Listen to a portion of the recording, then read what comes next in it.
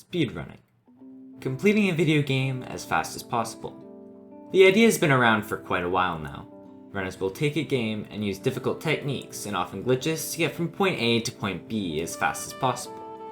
Over the past few years, one game has remained supreme on the top of the leaderboards: Minecraft. Now, Minecraft is a bit of an odd game to speedrun, as every time you load up a new world, you are given one of the almost infinite seeds for the game to choose from.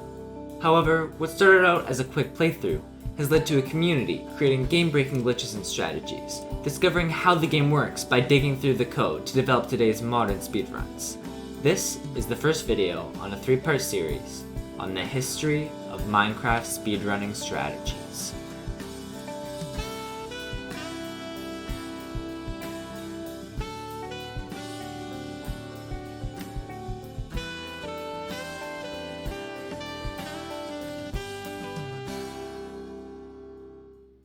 Now before I get into the strategies, I should explain exactly what version of Minecraft we're talking about.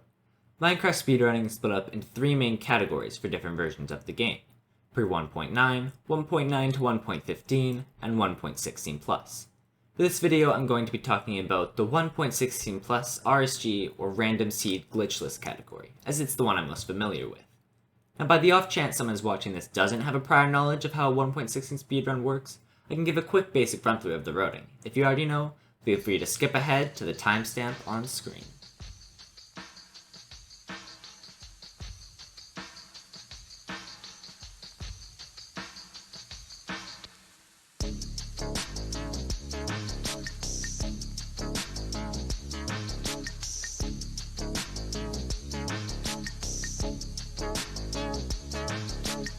When you first load into a new world, your first objective is to see if you even want to start playing. The main thing you're looking for is a source of iron. This is usually collected through a village or shipwreck. After collecting iron, the player needs to craft tools. The runner needs at least 4 to get into the nether when using common portal building strats, but having 7 is optimal to have to also make an iron pickaxe. Next, the runner needs to find some way into the nether, whether this be through a lava pool or underwater magma ravine. Once in the nether, there are 2 things we're looking for: a bastion and a fortress. In 1.16, bastions were introduced as a new structure to the nether update. They contain lots of piglets, which will barter for gold for certain items. In particular, they have around a 4.9% chance of dropping ender pearls. Next, the runner heads to the fortress to kill some blazes and collect rods. Now, the runner has to build a second nether portal with the obsidian collected from the bastion, and combines the blaze powder and ender pearls to get the direction of the stronghold. After some travel, the runner digs down, locates the portal room, fills in the portal with Eyes of Ender, and enters the end. Finally, all the runner has to do is kill the Ender Dragon and jump into the fountain to finish the game and stop the timer. Now that's out of the way, I wanted to give a short summary on what topics we'll be covering in this first video. To start us off, I decided to go simple. These strategies don't require too much skill or math. They're usually pretty easy to replicate and are sometimes even used in casual playthroughs of the game. In this video, I will be covering nether portal building, blaze beds, pearl hangs, and pie chart. To start us off, let's go with something you need to do in every Minecraft speedrun: nether portal building.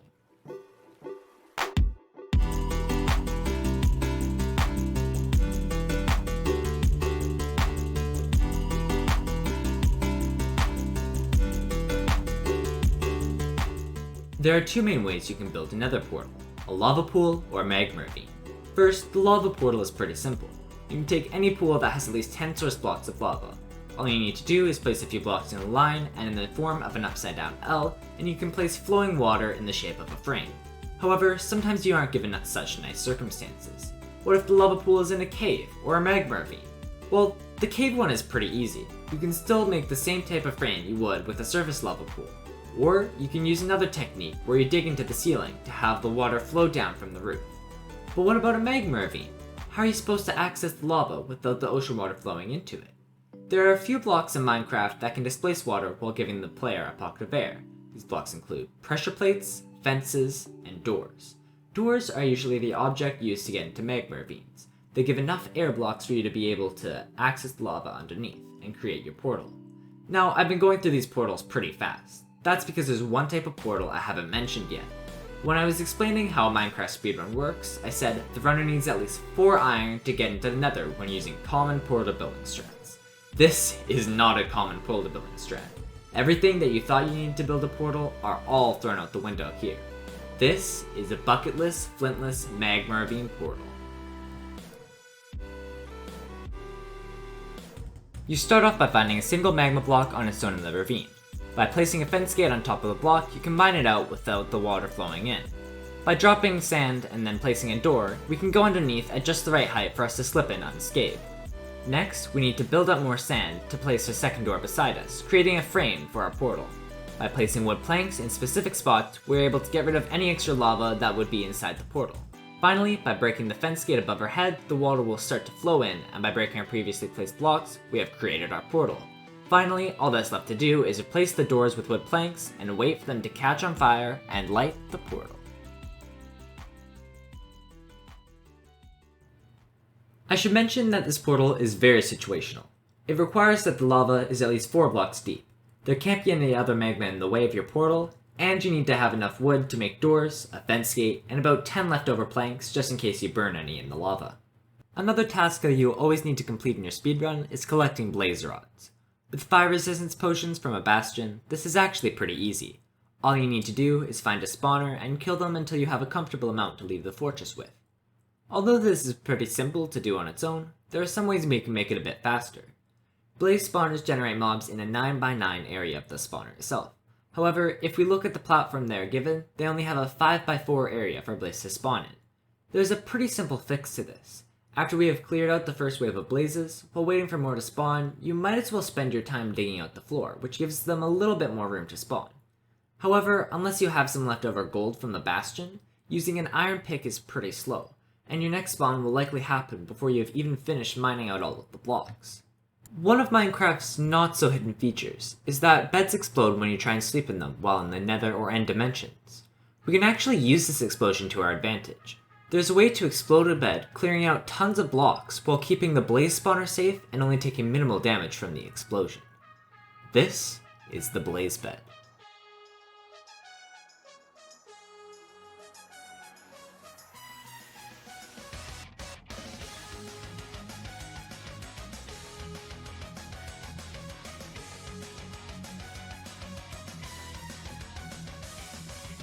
There are 2 different types of blaze beds, one for open spawners and one for enclosed spawners. For the first one, dig 2 blocks out of the roof, one above and one in front.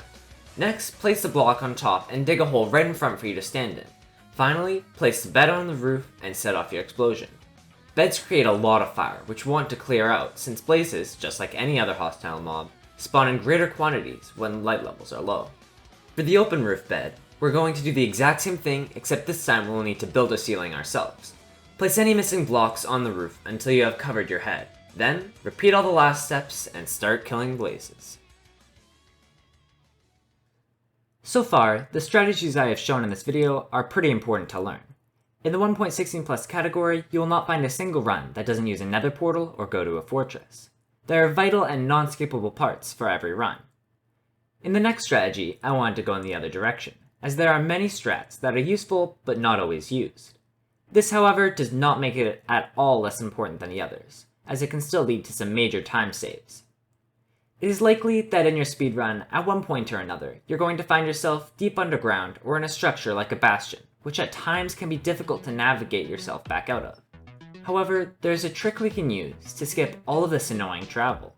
This is the Pearl Hang.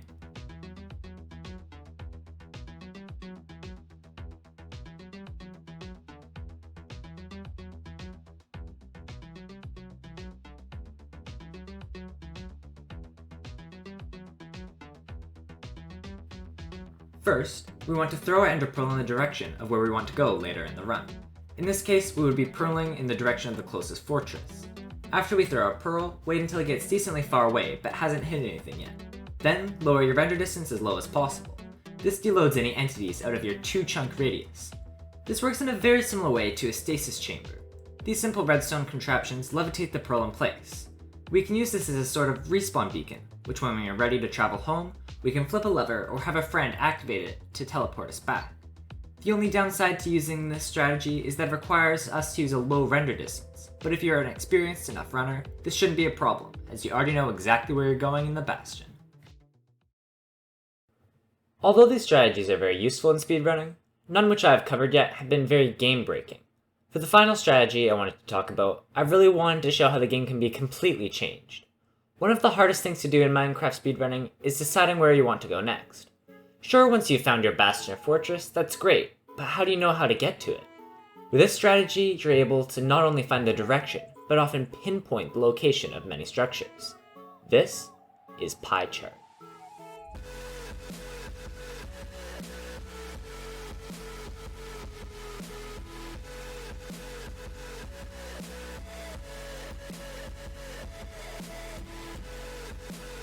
By hitting a combination of Shift and F3, we can bring up an extra application in our F3 menu, the pie chart.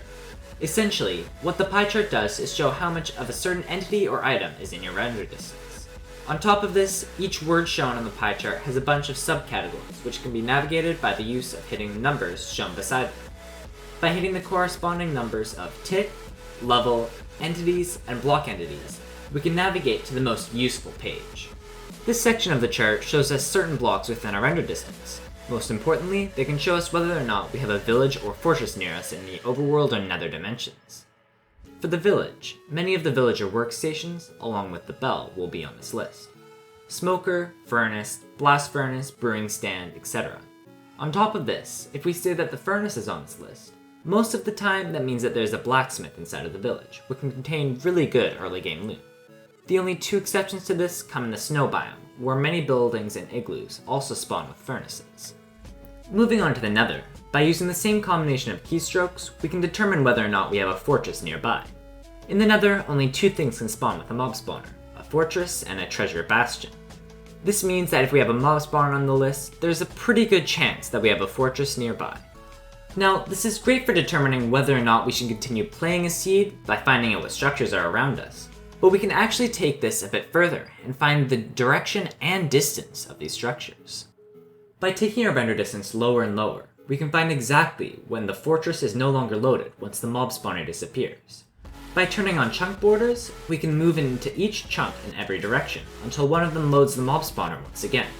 This means that the fortress is in that direction and is however many chunks away your render distance is set to. Since all of the strategies I talked about in this video are so simple, they don't have too much of a history. Sure, the Nether portal has progressed in some ways and players have gotten faster, but besides that, there hasn't been too much development once one of these strats was first created. In my next video on this topic, I would like to showcase more about what goes into the creation of a strategy, and eventually, I will likely be able to share this process from a first-hand perspective, as I've recently discovered and began to develop my own brand new idea for speedrunning.